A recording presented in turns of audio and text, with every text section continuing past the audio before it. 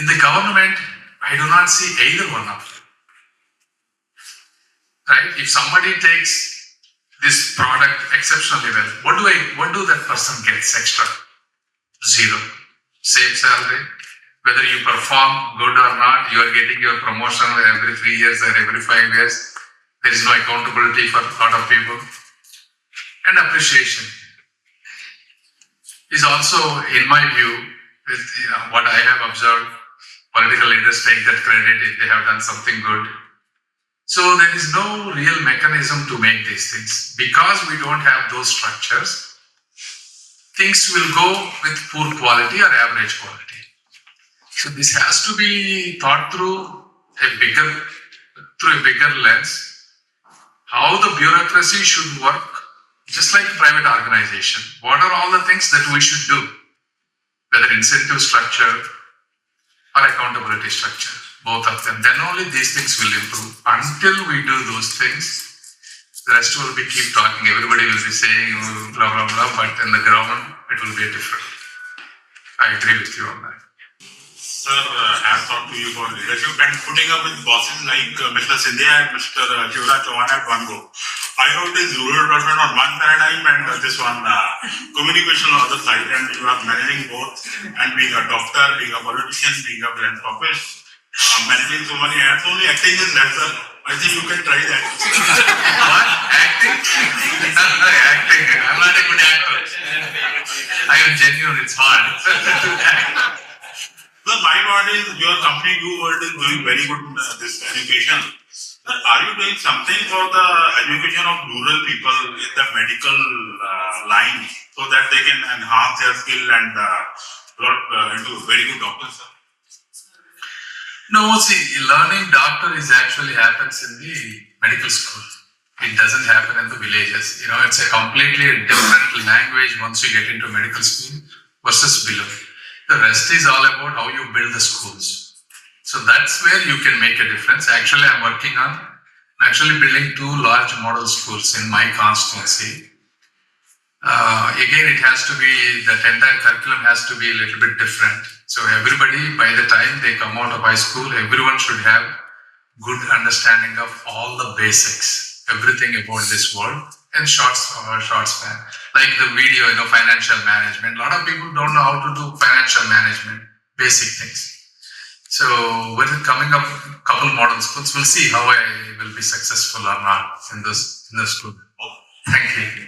So my name is Vidan. I'm a management consultant by profession. So you spoke about dharma, right? My question to you is, dharma tells us to think of the betterment of people without thinking of the outcomes, right? Or without thinking about how that tangibly reciprocates in an outcome for yourself. Now, how do you manage this with being a politician where you have to think about, getting re-elected after 5 years, right? So at the end of the day, when you are thinking of society, in a way, you also have to think of maximizing the returns for yourself. So do you see a conflict there? And if yes, how do you manage it? No. So that's what I mean. You should not think about yourself re-electing first. Your mindset should be first understanding your real people problems. You list all the problems. Second, what are all the things that you can control and you can solve? Number 2. And number 3, and ensure those problems are solved in a timely manner and it's visible. And once you do that effectively, 90% of the times you will win. Because the average people are extremely smart. They know your pure intentions, whether you are working hard or not. If your goal is to only re-elect, then what you will be thinking about is getting into all the unnecessary things. Because you don't know when you take these controversial aspects in every time, you don't know which side you will be. One time it might be good and one time it might be not be good. And sometimes that bad thing could be the maximum impact one. But if you're always following the right thing, you will never be faulted. You will never be. Once in a while you might lose, but majority of the thing, I look at all the people who did, why they are winning 4 times, 5 times, 6 times. Why are they winning? Because they all have very similar principles. You look at it. People who win, who lose, they have a different mindset. You take anybody. They're always genuine people, good people. They have warm welcome to all the people. They have empathy towards other people. They try to solve the other people genuinely. Those are the only people who will win successfully. So there is no conflict, in my view. Worst case, if you lose, okay? Let's say you lose. So what's the end of it? If you have hard work, during that time you go and do something else that's meaningful. It's not the end of the world if you lose. You're not dying, right? There is nothing more fearful than the death. Death is certain. Why you are fearful of losing? If I lose, that's okay. But I don't want to do the bad things. End of story. Simple. You need to have that clarity. Good afternoon, sir. My name is Naresh. I work with the progressive organization called Shivnada Foundation and work on the K-12 vertical, the education aspect especially. My question is that you as a custodian of rural development, we still, India is still in rural only, with around 70%, the contribution in the nation building. What is your roadmap and how you see India 10 years down the line, and what sort of rural development can happen?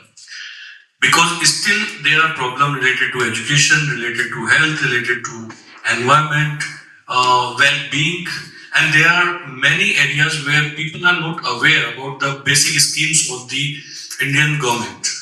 So how you see that?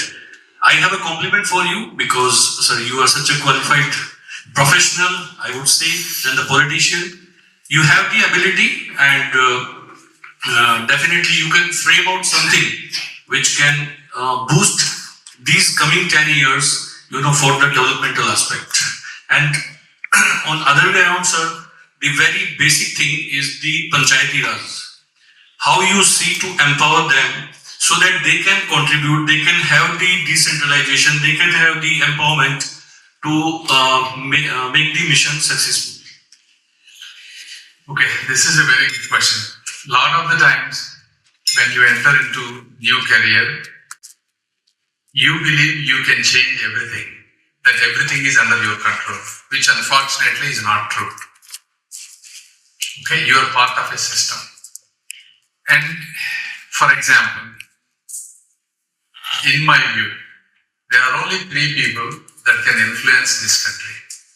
One is the Prime Minister, second is the Chief Minister, third is probably a powerful Cabinet Minister. Even Cabinet Minister, not 100%. Only the Prime Minister and the Chief Ministers can influence the people's thought.